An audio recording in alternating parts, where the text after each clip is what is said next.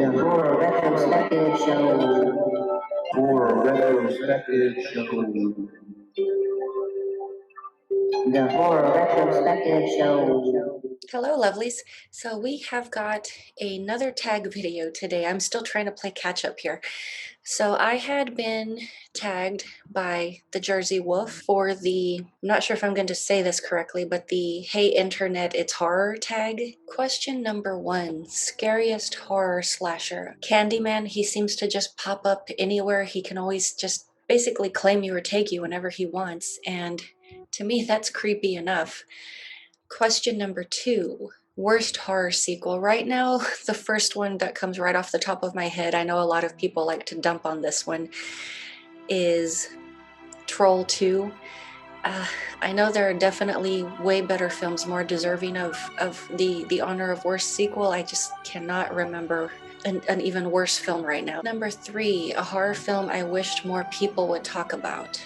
I don't know if you would consider it a horror, but definitely a fun one that I really enjoyed and I haven't seen since a kid. I'm kind of half giggling here as I'm thinking about it, but Chopper Chicks and Zombie Town. I like the obscure films, and it definitely has horror elements. So it's very cheesy. It's a B flick. It has comedy elements. If you haven't seen or heard of it, I would say check it out. It's fun. I enjoyed it for what it was. Number 4.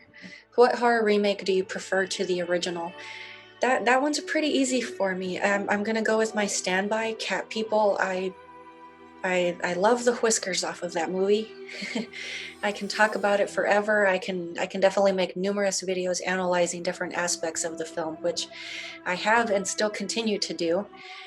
But definitely for sure, Cat People. Number 5, what horror did not live up to the hype for you? I know an easy choice would be Blair Witch, which, yeah, it was definitely really built up, but I'm gonna have to go with the first Insidious film. I definitely expected a lot more from it, and I didn't get what I was hoping for, so nothing against it, but yeah, definitely I felt a lot more hype, and it just did not deliver on the creep factor. Number 6, favorite horror animal. Are we going with fictitious or real animals here? But I'll give you those two. We'll do fictitious. I'll give you the Xenomorph and Pumpkinhead. Number 7, favorite horror book, non-Stephen King. I'll go with, once again, Interview with the Vampire and Rice.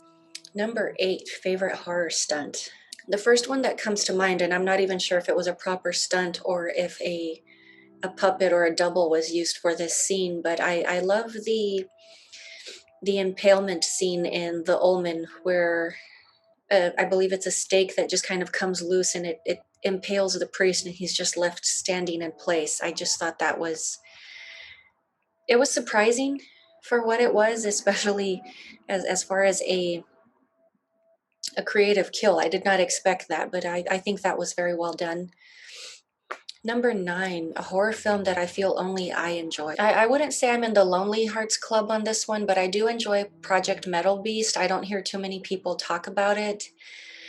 It's definitely not a strong story, but it's enjoyable for what it is. Number 10, favorite horror creature, not originally human. I will have to go with female from the Hellraiser universe. That was definitely very creepy, very well designed, good presentation. Number 11, a horror film I did not expect to like, but I did enjoy. Probably Drag Me to Hell. I don't know, I was expecting it to be a very like Evil Dead 2 cheesy, just very silly and campy, and it turned out to be a lot better than I thought it was going to be. Number 12, most memorable horror ending. I don't know if you guys would consider it horror or part of the extreme genre, but I would have to go with Irreversible. That film was stuck in my head for months, and it's especially the abuse scene. It's for months after watching that film, I could randomly, it would just come to me. I would hear this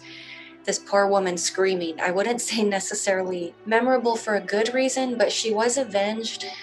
Unfortunately, her life just never was the same, and that's the shame of it, unfortunately, especially for this type of genre. Of course, we're talking about a rape revenge film here, but not memorable for a good reason. But that's the best I can do right now. Just right off the top of my head. That is all I have for you guys for today, and I will talk to you later.